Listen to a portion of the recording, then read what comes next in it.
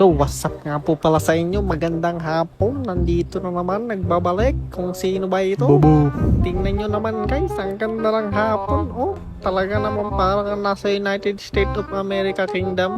So, ngayong araw, nandito nga pala kami sa labas. Wala kasing magawa sa loob ng bahay. Wala kaming mga load eh.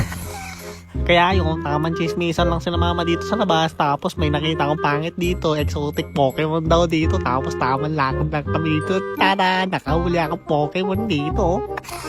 Tamang tambay na naman dito sa labas. Ang ganda kasi ng tanawin dito sa lugar namin eh.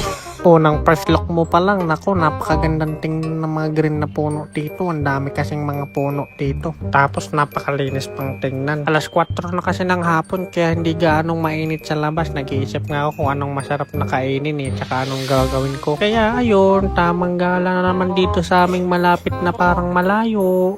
Ilakad-lakad lang namin ang paligid ng aming bahay. Magandang tanawin at masarap na hangin dito sa lugar namin. Naipaguli po nga po na itlog. So ayun nga ho, napagod kami kakalakad. Yan, naisipan ko nga palang magmerienda at bumili kami ng itlog dito na 4 na piraso para gawing alaman sa aking gagawing merienda. Pagkatapos namin bumili, agad-agad kaming umuwi. Kita mo tong ngiting aso pa oh. Tapos naglakad na nga pala ako dito papuntang bahay kasi gutom na gutom na. At syempre, excited na rin tong aking kasama na Pokemon na pangit.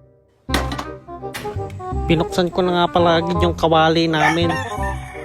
Nagre-record ah. So ngayon, binasag ko na nga pala yung bitlog kong binili. Tapos niluto ko na yan. Nilagyan ko muna ng paminta at asin para masarap na masarap. O diba, walang kabuhay-buhay yung salita ko kasi may tumilawak na manok. Nakaka-monset ba naman yung manok na yun? Anyway, binati-bati ko na nga pala yung itlog dyan para maluto na ng maayos. Tapos nilagay ko na dyan sa kalan na mainit na may mantikang mainit. Yan ang niluluto ko na. Gutom na ako dyan guys. At syempre, nakaready na rin yung mga palaman ko. Meron ako dyan pepino at saka yung dahon na kulay green. Tapos andyan na yung isang lutong itlog. Nilagyan ko ng mayonnaise sa may palaman. Tapos nilagyan ko din ng ketchup dyan. Nilagay ko na rin yung itlog sa tinapay para masarap. Haha. Siyempre, sinunod ko na rin dyan yung pepino tapos yung green na gulay. Haha. Sobrang excited ko. Tinakpan ko na agad ng kabilang pares ng tinapay. Tapos ayan na ang finished product. Ang bangit ng background ko. Hahaha. Ayan na nga po ang itsura ko guys. Gutom na ako. Diba? Pinalamanan ko na tapos kinain ko na tapos hindi ko na alam kung anong ginagawa.